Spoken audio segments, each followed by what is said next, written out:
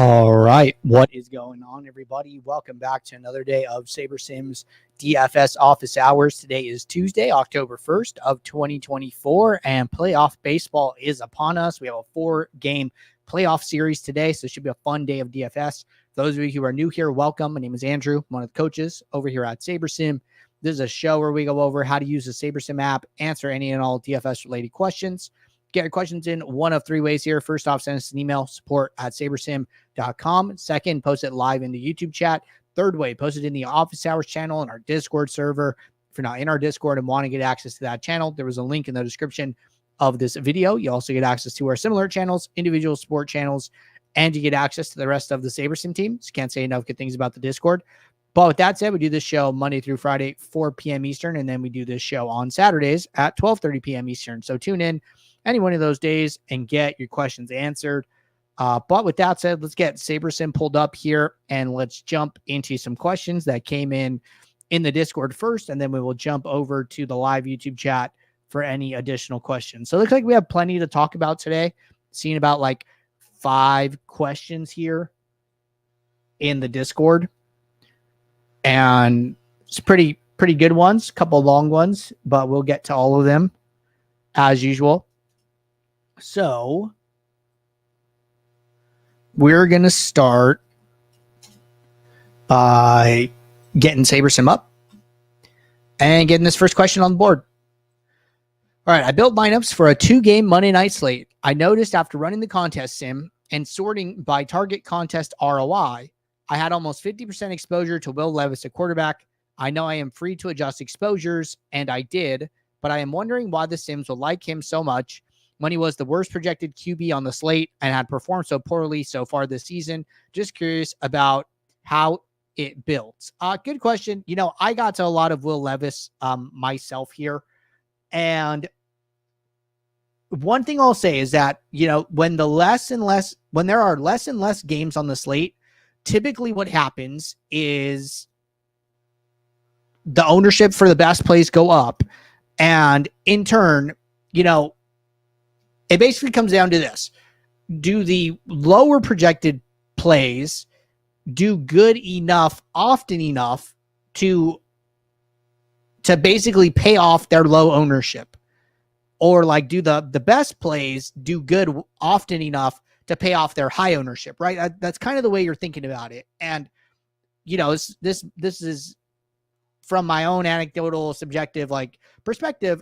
SaberSim will often, the less and less games there are on the slate, kind of flip the slate on its head, where it's like, okay, you know, the highest projected team is San Diego, and like I would not be surprised to not see any San Diego, and instead probably come in here and see a lot of Detroit and Kansas City, right? And we're using MLB as an example. I think on a 2-game NFL slate, this actually gets exacerbated even more. But here, right, I wouldn't be surprised to see a lot of Detroit and KC stacks if we just ran this, right? And, you know, I don't know. I don't even know what the scores of the game are, but I do see that Framber Valdez has a very low live actual here.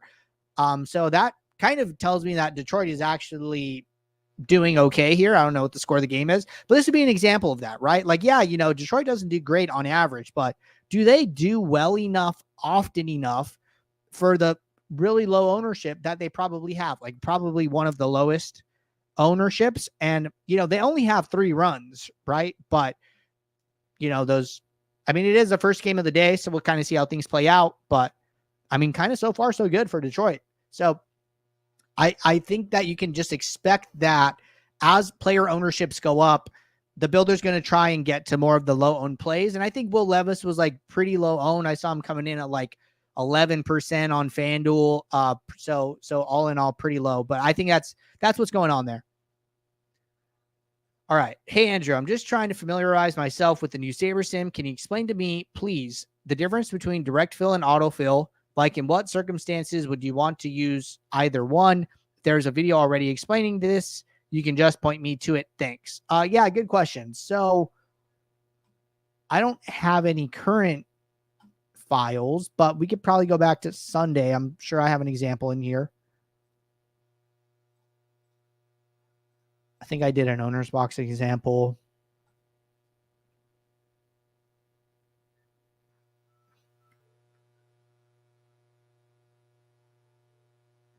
All right, so I have an entry file here from the weekend, testing some stuff, so we can just run this and talk about it here.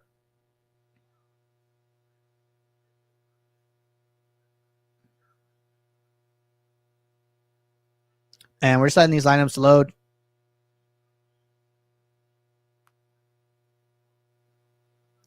Okay, so right here, if you look, I have 3 contests, right? A 3 entry, 16 entries.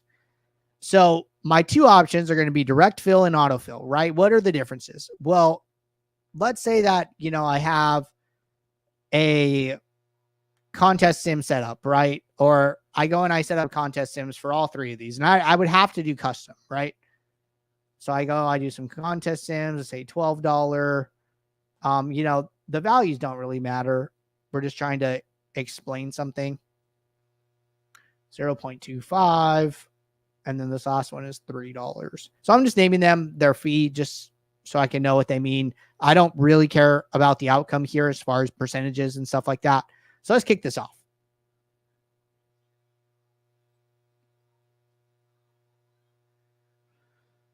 And I want to move some of these columns out of here.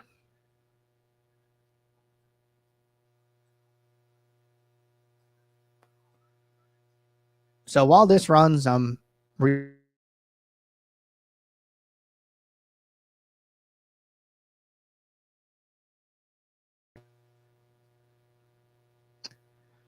right. Our screen is all the way we want it. And we're just waiting for the contest sim to finish.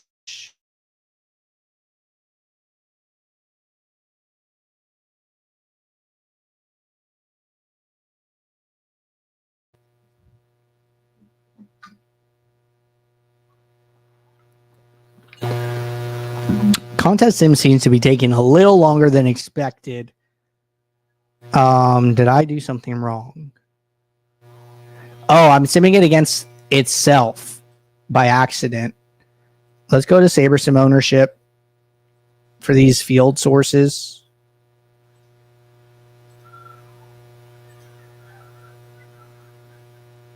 Okay, let's go back to build 1.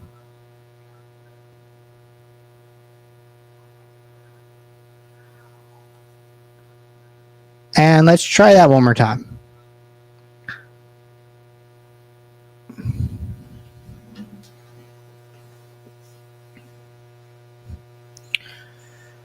So, for those just tuning in, we're going to be talking about the differences between direct and autofill. I'm trying to run a contest sim right now to get some ROIs so we can dig a little bit deeper here. But for the example, we do have 3 contests in our list. We're going to talk about different ways to use this.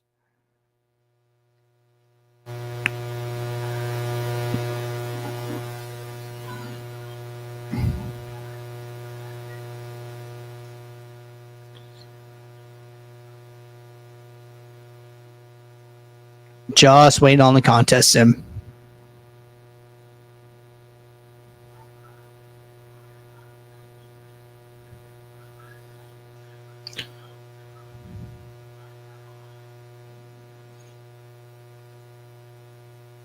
Ooh, I didn't turn off use live projections. Oh, well, it's fine. All right. So this contest sim is done, right? We updated the field. So what's happening in direct fill? So what direct fill is doing is it, depending on your sorting metric, right? So right now we're sorting by target contest ROI. So what is our target contest? They are the contests that are selected in this drop down, this little arrow. So I'm in direct fill. I go to save, the arrow next to it. However many contests are selected are my target. Now, what happens? So what happens is, and this is using the live stuff, so it's kind of off, but we basically go and take the ROIs from every contest sim, and then we average it together. And then the average ends up being how we sort the lineups. So that's what happens in direct fill. If you want to go contest by contest in direct fill, what you need to do is go into the contest selector, select one contest. The lineups will update to reflect only the contest sim ROI results of that contest and then resort the lineups. So however many lineups are selected in direct fill has a very big impact on how the lineups are sorted. Okay. So that's the first thing. And then in direct fill, you get access to looking at all of the lineups. You have this exposure column describing how many players are in how many lineups, etc. here, right? Autofill, you lose the access to the lineups and you're looking.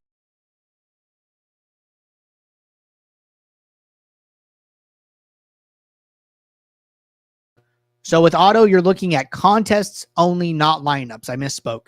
And then the other thing is that exposure goes away, right? We see this entry exposure is our primary column and it's all 0. And the reason for that is because we haven't put lineups into these contests yet. So we don't want to give you false information.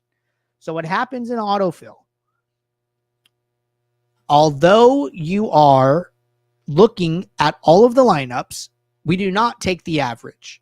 When this is set to target contest ROI, what happens here is when we click save, what we do is we uncheck the contests, we check the top one, we sort the lineups by this contest sims ROI, we apply any uniques, any min or max exposures, we put the lineups into this contest, we uncheck, we go to the next contest, we resort the lineups, apply min uniques, fill this contest, and then we go down the list until we're done. You can kind of see this in action when you click save, right? And let's say I'm just going to apply a couple min uniques, right? So I'm going to say 3, 3, 3. When I click save, you're going to see source 1. You're going to see the lineups get filled in order. It kind of goes fast, but the source gets updated for the top one, and then the source gets updated for the second one, and then the source got updated for the third one, and then we can save them. Now, as it does this, it is taking lineups out of the pool. It is putting 3 lineups in here. It is taking those out, and then it is using new unique lineups for the second contest, new unique lineups for the third contest. So that is all happening automatically. After the lineups are filled, you can click this down arrow, and then you can go in, and then you can see the lineups and see some of their summary statistics if you so choose. So that's another thing there.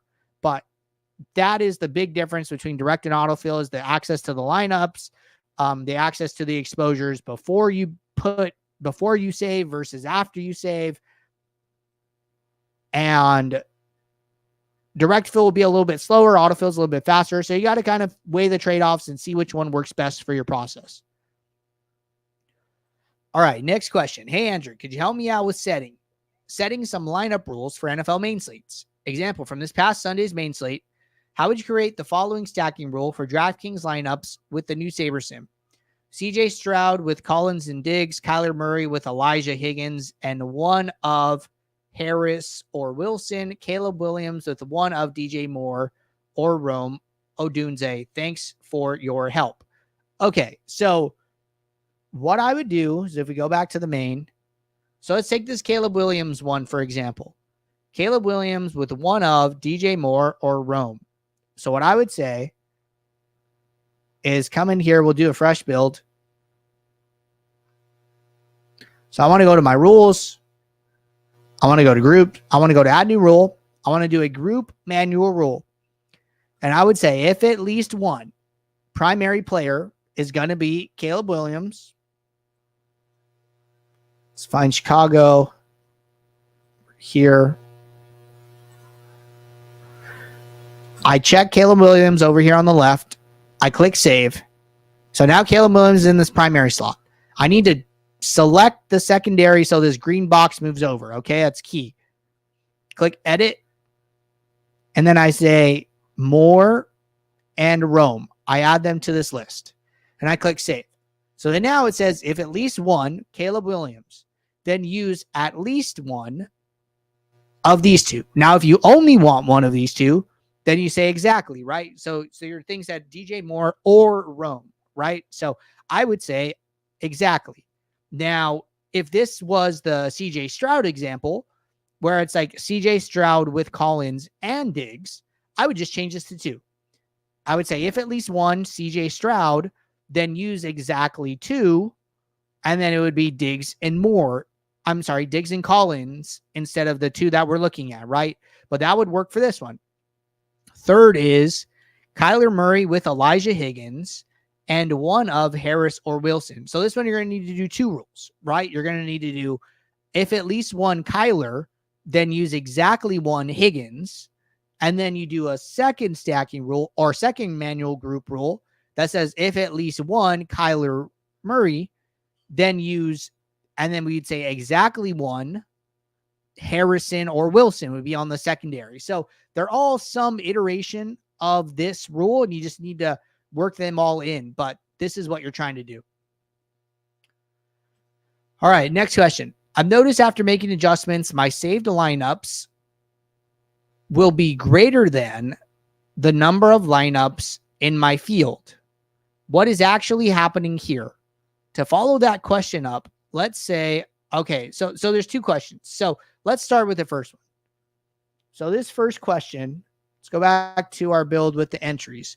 It says, I've noticed after making adjustments, my saved lineups will be greater than the number of lineups in my field. So I'm not 100% sure what's going on there, but what I can say is that, we did this demo, right, where we filled the lineups. So I have 22 entries in my contests. I have 22 in my lineups, and then I have saved 22. Okay, so once I click save, the 22 lineups in my lineups goes into the saved section. Now,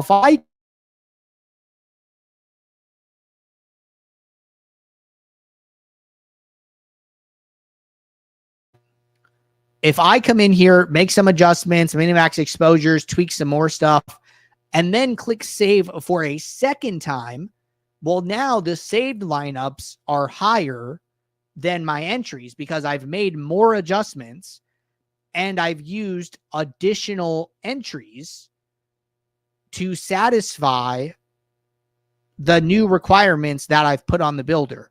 The way to keep this number the same would be to go into the saved, remove the lineups from saved and put them back into your available pool, and then go back to my lineups and then click save again. And then now it's 22, right? So every time I save a second time without putting the lineups in the saved back into my lineups, then that number can start to bleed over and actually be bigger. So that's probably what you're seeing. All right. Second question. To follow that question up, let's say I want 50 lineups with players A and B locked in, then 50 lineups with A and B omitted. Can this be done somehow? I do not think we can adjust lineups though. Yes, you can do this. So you're going to want to take advantage of the favorites feature. So let's say in this build here, I want to do, I have 22 lineups. Let's say I want to do 11 and I want to do them a very specific way, right? So what I would do is I would come in here, I would set my lineups to 11, and it looks like there's a bug with my lineups not changing, but it looks like the exposures change, right? So we see 100%, we see 11. So that means I actually have 11 lineups, not 22. So let's just report a quick bug. Changing my lineups number is updating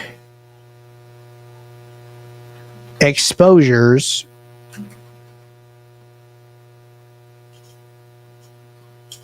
correctly, but my lineups number reverting back to previous let's say two entries. Let's try that. So that'd be good enough, right? But here, right, I have 11 lineups. So let's say I want to do these 11 lineups super particular. What I would do is I would come in here, right? Like this would be, I would have a rule and I would say use players A and B, right? And then I would come in here and I would save it to the favorites. So what this is going to do, it's going to take these 11 lineups and then send them to this favorites tab. And we see it says favorites 11, right? Perfect. Then I would go and I would do a second build 2, where I'm not using those players A and B, build the other 11 lineups, send those to the favorites. And then now from the favorites tab, I can come in here and I could save it to my contests, right? I still have my contests available here, and I can click save, and those lineups will go into the 22 entries I have. So you'd probably want to use the favorites to do this. All right, next question. I feel I'm able to use SaberSim really well with a light touch in every sport except NFL. In NFL, SaberSim seems to provide heavy leverage to the most owned players. This weekend was another example. Take running backs, for instance. There were no real cheap plays that warranted a strong over-leveraged position. There were several running backs at around the same price. All that could be necessary to win. It's really hard to accept a 60 to 70% exposure across close to 400 lineups in the main slate. Doesn't seem like it's worth the risk. Any guidance for how to deal with this? If I tweak min uniques, it doesn't make too much difference. Yet at the same time, if I make another tweak, my ROI goes down the toilet. Any ideas would be helpful.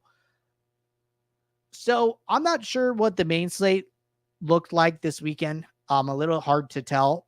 Let's just go to the main. And let's reset these columns. Let's go to running backs. So often, I don't know who it was jamming or what, but oftentimes what's going to, really be important here is kind of the value for these running backs, right? Cam Akers was obviously huge value, 3.35. We got to a lot of him. Didn't do very well, right? Ogunbowale vultured his touchdown, so that was unfortunate. But I've noticed, at least in the past, when Zach Charbonnet was starting for Kenneth Walker, he was really good value. When Jordan Mason wasn't priced up yet for taking over for Christian McCaffrey, really high value, right? So a lot of it comes down to the value of these running backs. And then the other thing is going to be, how much leverage you're willing to accept, right? So something I've talked about is setting a global max exposure just for building your lineups and then resetting it after the fact. So basically what you're doing is you are forcing SaberSim to give you a more diverse pool by setting a global max up front and then being willing to play more than that exposure after the fact. So what this would look like is, okay, I'm going to go to my all tab. I actually don't know if it works like this. Let's see. So let's say I only select running backs. And then I go and I set a max exposure where, in my pool, I want no more than 40% exposure to any one running back. So I didn't do that. This does work across the board. You could just say, okay, I don't want more than 40% exposure to any one player. And then I build my lineups. And then after the build, I go in and I reset them and saying, okay, now that we have started with a more diverse pool, now I'm willing to let SaberSim decide who are the best plays from there, right? You could go even lower, right? We came up with this idea, Max and I did on last year's build review show, where he was talking about putting a 15% max exposure to every quarterback to try and get more spread out, right? That was just an idea that he had on the fly. But it's something you could try and something you can apply there. So possibly try that, do some test builds, see how things are looking later in the week and give that a shot. So that'd be one thing I would be trying to do. All right. Next question. After the post build, as well as running the contest sims, while building a portfolio, do I need to run another contest sim under favorites? Also, do I need to aggregate metrics under autofill like direct fill? Thanks. Good question. I don't think it's necessary to run another contest sim in the favorites. You've basically already ran it and are just trying to get those lineups, be it different sets of lineups, into a contest together. So I don't really know or see the need for running contest sims and favorites. We added that functionality, I think, because there are use cases that I'm obviously like not aware of where it is benefiting people. So there is, something there where it is useful for people, but if it's not useful for you, then there's no need for you to do it. So that's what I would be thinking. So if you're like, hey, I'm putting my lineups in the favorites, like I'm already good, don't do anything additional that is not necessary, would be my advice. All right. Good stuff so far. Jumping over to the live YouTube chat. Not really a question, but Mitch said, Sims gave me a little skewball. Lots of Valdez getting smoked in early baseball. I mean, those things happen, that's why it's the good thing is that, it's daily fantasy sports, right? If you miss today, you can just come back tomorrow. That's why bankroll management's important. That's why contest selection is important. That's why spreading out and getting a lot of lineups down, we talk about it in our DFS profit plan is, hey, you don't want to play 5 lineups. You want to play, 150 lineups. And I'm not saying in one contest, but, lots of 20 maxes, low stakes, dime times, quarter jukeboxes, $1.20 maxes, start from the ground up, get a lot of lineups in, manage your risk. And, if you don't do good today, like, hey, your most likely outcome on any given day is losing, right? I mean, in our back testing project, we found that a winning player, 20% expected ROI, only has 6 to 8 winning days in a calendar month. So that means they're losing 22 to 24 days playing every day. And then if you go back to like post contest sims, you're going to see like the median profit is usually negative, so those things happen. Doesn't mean you did anything wrong, right? The best thing to do is come into the builder tomorrow and come in and look and say, hey, did I enter positive sim ROI lineups into this contest? And if I did, great, I'm on the right track. If I didn't, then I need to change something up. So the fact that, you missed on Valdez does not mean that you did something wrong. All right. Sam said, even if that is live sim, how can the top ROI be negative 99? Something has to be off. It might have to do with like Rashid Rice being doubtful too. I'm not 100% sure, but I wasn't trying too hard to get that right. So it's all good. We got the point across.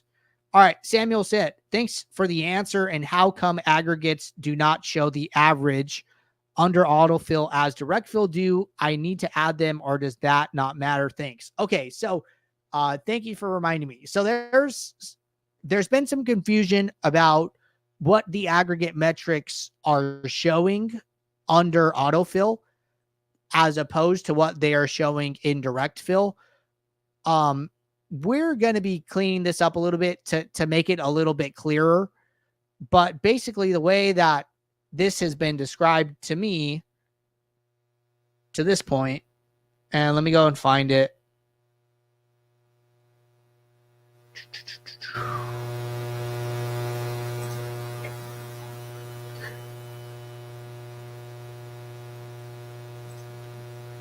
Okay, so imagine like we had one for like average ROI, right? So the way it was described to me is that aggregate metrics are the aggregates of whatever metric is being displayed. So if you're using target ROI, like if you're using, let's say, like minimum destination target ROI, it's the minimum of the average ROIs when all contests are selected. So the average destination ROI across all the contests can have a negative minimum value, even if it is not negative in a specific contest that was filled. So then we talked about, this is what can be confusing, is that we're like averaging it first and then showing it, as opposed to on like a more like lineup by lineup basis. So it's a little funny the way it works, and we know that's a little confusing. So we're going to try and clean that up.